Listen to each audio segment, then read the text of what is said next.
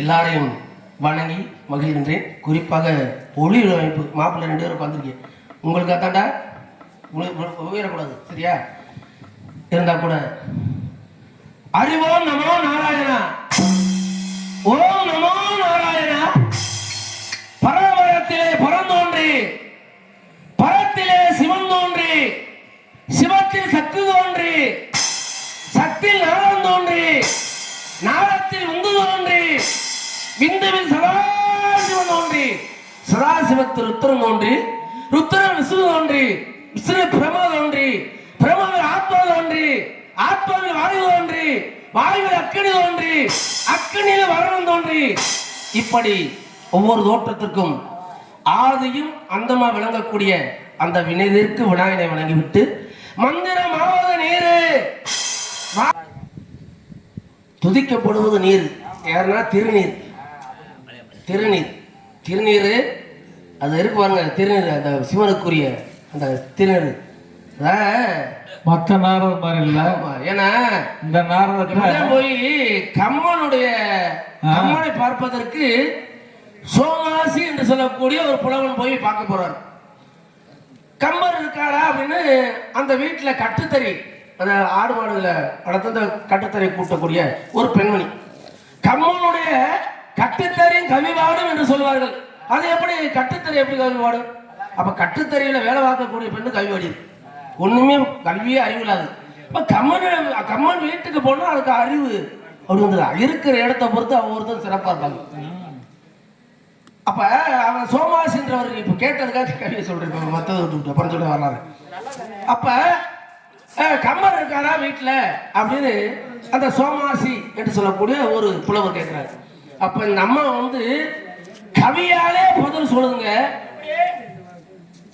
ஐயா வட்டமதி போல் இருக்கும் வன்னி கோடி தாண்டும் கொட்டுவார் கை நின்று கூத்தாடும் சுட்டார் அரகராயனும் அம்மனத்து சோமாசி இன்று ஒரு நாள் விட்டேன் ஈது உரை அப்படின்னு அந்த சாணம் இருக்குவாங்க.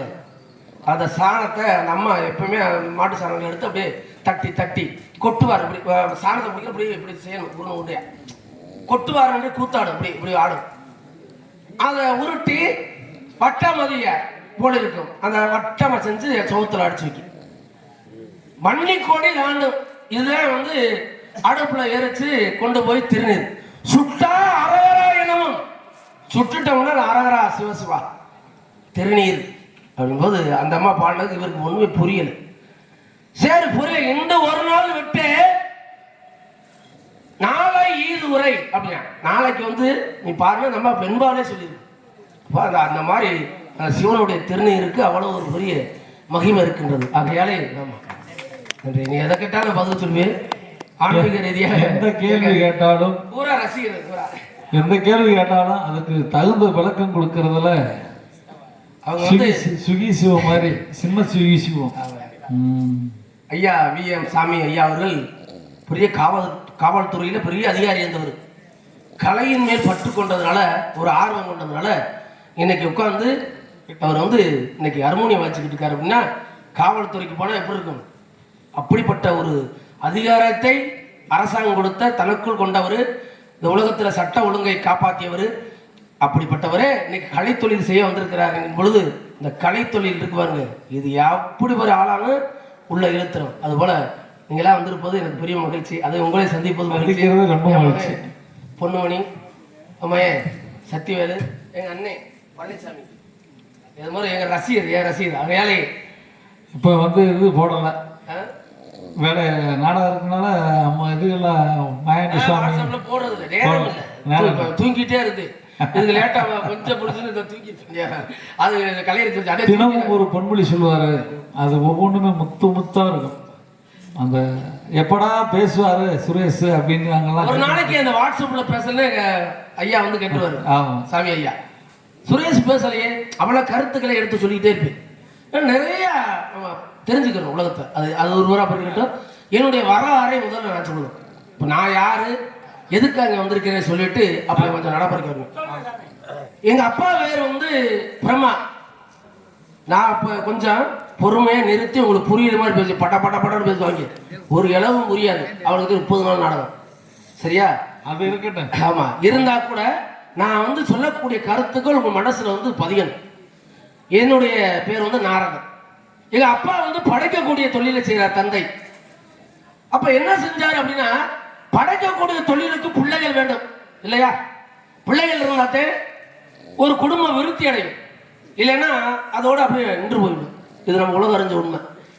அப்ப என்ன செய்யறான்னா, கக்கன் வச்சிஸ்தன் அத்திரி ஆங்கிரசு புலகன் புலத்தியன் பிறகு இறுதி மரிசி நாரவன் என்று சொல்லக்கூடிய 10 பேர் எங்க அப்பா படைக்கிறார். கடைசி ஆளு நான். பிள்ளைகளை படைச்ச பிறகு பிள்ளைகளை வாங்க என்னுடைய படைப்பு தொழிலுக்கு நீங்க உதவணும் அப்படின்னு கேட்டுக்கிட்டார். யாரு? எங்க அப்பா பிரம்மநாகப்பட்டது. எல்லா பிள்ளைகளும் சரிப்பா, எதுக்காக படைச்சீங்களா அதுக்கு உதவுறதானே எங்களுடைய பணி அப்படின்னு சொல்லிட்டாங்க. அதுல நான் மட்டும் மறுத்துட்டேன். அறிவார்ந்தவர்களே, என்ன காரணம் அப்படின்னா, எங்க அப்பா அந்த குடும்ப வாழ்க்கையை ஈடுபட சொன்னார். கல்யாணம் கட்டிக்கிட்டு திருமணம் முடிச்சுக்கிட்டு இல்லறத்தை தொடர்ந்து உலகத்துக்கு வந்து உற்பத்திக்கு நீ உதவணும்ட்டார். எனக்கு இல்லறத்து மேல ஈடுபாடு கிடையாது. துறவரத்தை நாடனே. ஏன்? குடும்பம்னு ஒன்று அமைஞ்சிட்டா தன்னுடைய நலன், தன்னுடைய எண்ணம், தன்னுடைய சிந்தை, தன்னுடைய தொண்டு பணி அத்தனையுமே குடும்பத்துக்குள்ளே வந்துடும். மனைவியை அவர் பிள்ளைய பார்க்கணும், அதை செய்யறது, இந்த சிந்தனை இருக்கு. உலகத்துக்கு தொண்டு செய்யணும்னா குடும்பமே வேணாம், துறவரத்தை நாட வேண்டும். அதனால வள்ளுவரே சொன்னாரு, உண்மை அறத்துப்பால்ல 3 பிரிவா பிரிச்சிருக்காரு. அறத்துப்பால், அறத்துல அறம், அது மாதிரி துறவரம் அப்படின்னு பிரிச்சிருக்காரு. அது போல துறவரத்தை நாடனேன். நாடின பிறகு என்ன செஞ்சேன், இந்த உலகம் தாண்டா எனக்கு குடும்பம், இந்த உலகம் தான் குடும்பம், உலகத்தில் வாழக்கூடிய மக்கள் அனைவரும் எனக்கு பிள்ளைகள். கடிகை பூங்குன்றான் சொல்வார், யாரும் ஊரே யாவரும் கேளீர். எல்லா ஊரும் கலைஞர்களுக்கு சொந்த ஊர் தான். சும்மா வீட்டுக்கு போய் ஏதாவது சாப்பிடுறோம், தினமும் ஒவ்வொரு ஊருக்கு போறோம். அப்ப அந்த ஊருக்கு போகும்பொழுது அது தன்னுடைய ஊர். அங்க பார்க்கக்கூடிய இந்த மக்கள் தான் நம்முடைய உறவு என்று நினைக்கக்கூடிய வகையில எங்க அப்பா பிரச்சனை கேட்கல, எனக்கு விருப்பம் இல்லப்ப நான் போற பண்ணிட்டேன். உடனே எங்க அப்பா என்ன செஞ்சாரு, ஒரு சாபத்தை கொடுத்தாரு. மேலோகத்துல என்ன ஒரு பிரச்சனைனா, எங்க மேலோகத்துல யாராவது பிழை விட்டு போயிட்டா அல்லது ஏதாவது குற்றம் செஞ்சுட்டா இல்ல பெரியவங்க சொல்ல கேட்கல அப்படின்னா உடனே சாபத்தை கொடுத்துருவாங்க. அது மாதிரி இங்கே சாபத்தை கொடுக்கக்கூடிய தன்மை பெற்றோர்கள் இல்லாம போச்சு. ஏன், ஒரு பெரிய உயர்ந்தவர் போய் சொல்லுவாரு, என்னடா உன் மையம் அந்த கடையில பார்த்தா அங்க நிக்கிறேன் அந்த பிள்ளைல வச்சுக்கிறியாண்டா, இதெல்லாம் கண்டிக்க மாட்டேயா அப்படின்னு ஒரு உயர்ந்தவர், பெரியவர் வேற உயர்ந்தவர் வேற. உயர்ந்தவர்னா எல்லா வகையும் உயர்ந்தவர். சொல்லும் போது தகப்பன் சொல்லுவாரு, அதை எங்கெங்க என் பிள்ளை என் பேச்ச கேட்கிறாங்க, ஒரே வார்த்தையில. ஒரு பிள்ளை தாய் தகப்பனுடைய சொல்ல கேட்கலைன்னா அது பிள்ளை இல்ல, தருதல. ஆமாங்க, உண்மை உண்மையிலே. இதுல மகாபாரதத்துல ஒரு கதை இருக்குங்க அறிவாந்தவர்களே.